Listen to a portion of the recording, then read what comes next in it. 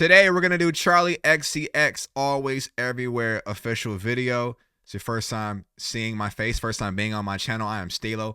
Thank you for taking the time to, watch this reaction and enjoy Charli XCX music with me. I am really just like a casual fan of Charli XCX. I wouldn't call myself a fan. I haven't listened to enough music, so I'm kind of leaning on you if you're a Charli XCX fan, stan, a diehard listener or supporter.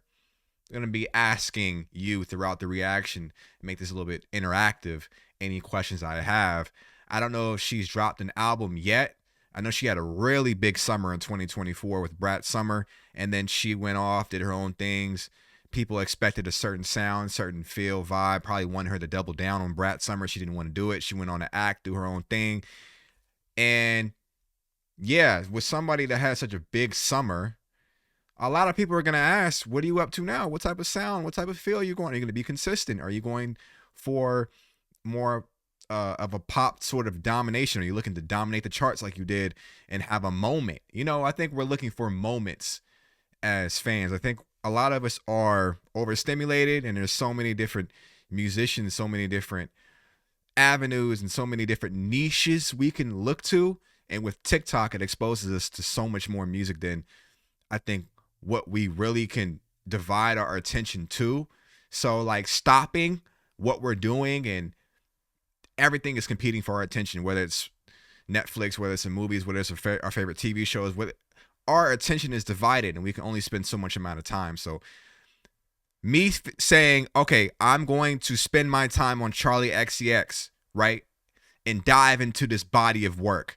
I kind of need something to pull me in, right? So if you're watching this right now, give me some things to expect with this particular era of Charli XCX and what she's trying to communicate, so I can be like, okay, I'm going to check around for that, when it comes to the full-length album, or some things that I should probably research before going into this era. Let me know in the comment box down below. I'm going to let the music video play, but if I have something pressing to interject on, I'll do that, but I'll let it play. I'll always say that, and then something catches me off guard in the visuals and I end up pausing it. So if I pause it too much, it is what it is. I'm a yapper.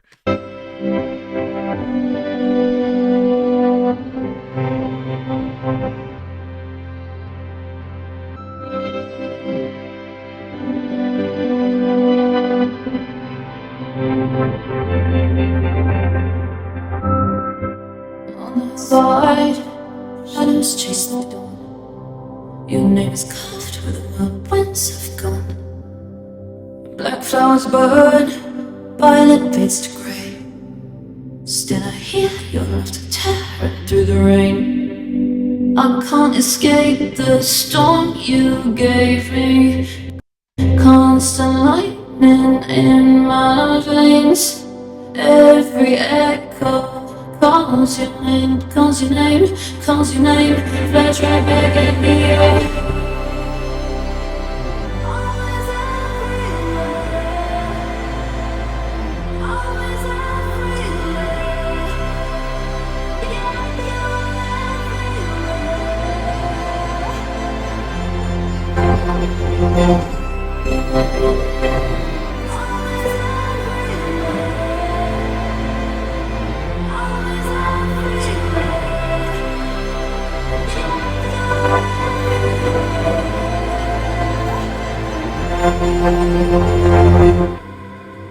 On the water, your face on top of mine.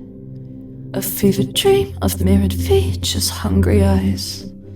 I feel like home, still you pull away. What I'm going to say right now, let me preface this. I'm not comparing her to this artist, right?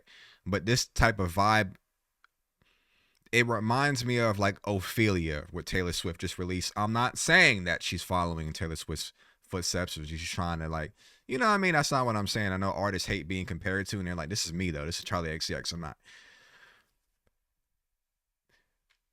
What, if you can riddle me this, right? What type of sound are pop consumers looking for, right? And what type of sound do you think is going to dominate 2026? I feel like us as consumers of music,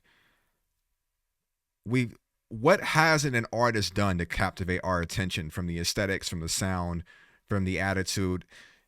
I feel like something is always going to remind us of something or reminiscent of something. And although artists hate being compared, I feel like that's all we have. Not all we have, but I feel like that's a very natural progression for us as listeners to compare it to something. If it's not another artist, at least compare the artist's music to their last era. How does it measure up against Brat Summer? I know that's not what she wants for us. It's a completely different sound, completely different visuals. It's a lot slower, a lot more space, and something that it's not as easy to get into. I feel like when you measure this up against Brat Summer, it came with an anthem, it came with a message, it came with a theme, and it came with a sound. So it's just like, if you're feeling a certain attitude, a certain feeling, right? How many people are on the day-to-day life feeling, and you can answer this, some may feel this way in terms of like, okay, I resonate with this. It's always going to come back to the consumer and our relationship with the artist, and be like, okay, do I relate to this as much as I relate to Brat Summer? And is that important for you as a Charli XCX consumer? Because like I said, I'm pretty much not a fan of her, but like, I've heard so much about her that I'm always going to be interested to check her, because she's part of this lexicon of music. Like, it's part of like the huge heavy hitters of pop music today. So when I heard Ophelia, I'm like, okay, I consider Taylor Swift as, somebody that is, I won't say necessarily a trailblazer, but I feel like the industry falls in line. And when Taylor Swift released something, even it was last year, she's still going to carry on into this year.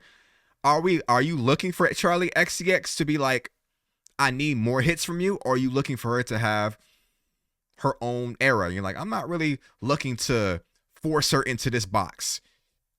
This is a little long-winded, and I apologize, but that's where I arrived at right now, which is like, I feel like Charli XCX is one of those artists who's just like, don't fit me into a category, don't fit me into a box.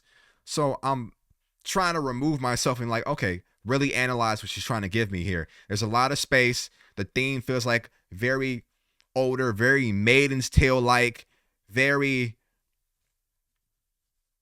time capsule-ish. It doesn't feel like I'm approaching this with the 2026 lens. It feels like she's trying to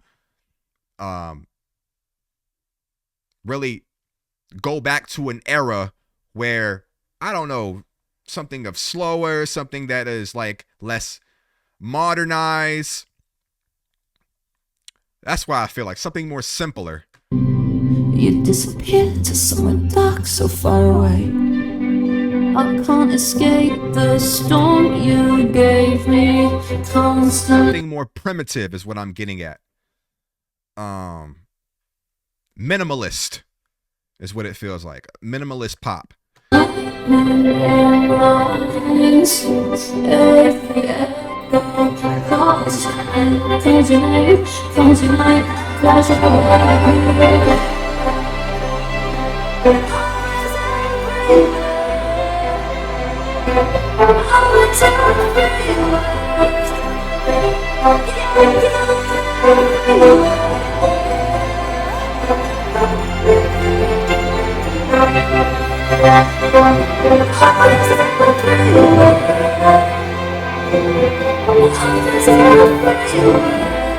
It looks like a revolution of some sort, and it looks like, let me go back. Is it like a woman against man type of?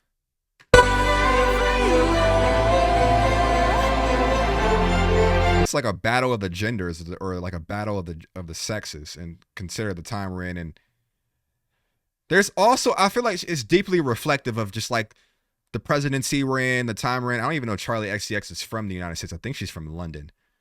But, when you had Brat Summer, you had Kamala, we had a potential presidential candidate that was a woman, person of color. That's just, it seems like I don't want to say she's anti-culture, Um, but she seems very anti-institution. Um, and with our potential, the leader of the free world, Donald Trump, so to speak, and him being such a huge proponent against everything that majority of women in this country stand for, it seems like a very revolutionary type of visual. I could be talking out the side of my neck. I could be wrong. Let me know in the comment box down below.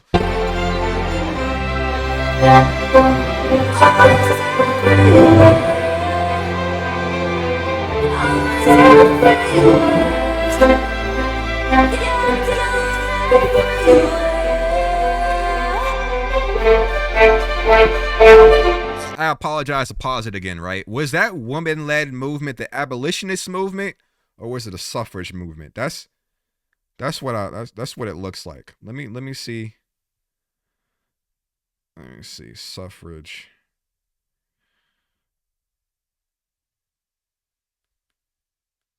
Suffrage, a political franchise or simply franchise, is the right to vote in public political elections and referendums. In some languages, and occasionally in English, the right to vote is called active suffrage.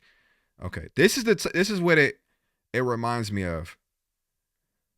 The women's suffrage movement was a decades-long mid-19th to early 20th century campaign to secure voting rights for women, officially starting in the U.S. with the 1848 Seneca Falls Convention. Key figures like Susan B. Anthony and Elizabeth Cady Stanton utilized lobbying, marching, and civil disobedience, resulting in the 19th Amendment in 1920.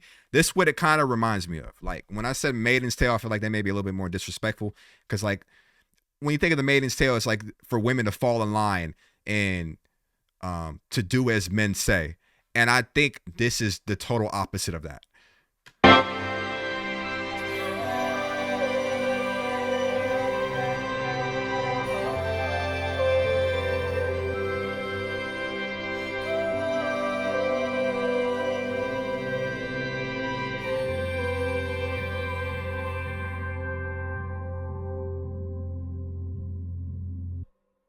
Okay. All right.